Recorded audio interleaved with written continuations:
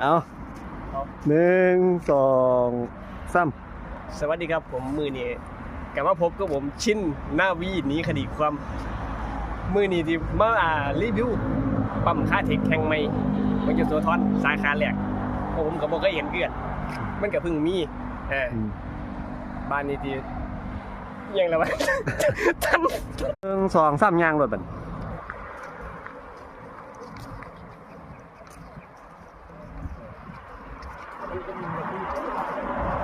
โอ้10 วิแล้ว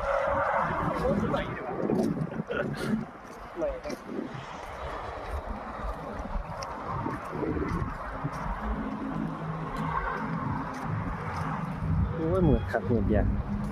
เดี๋ยว30 วิแล้ว24 วิแล้วถ่ายแนวได้ไปเดี๋ยว1 นาทีเดี๋ยว งานมันเก่งกว่า เอา40แล้ว40แล้ว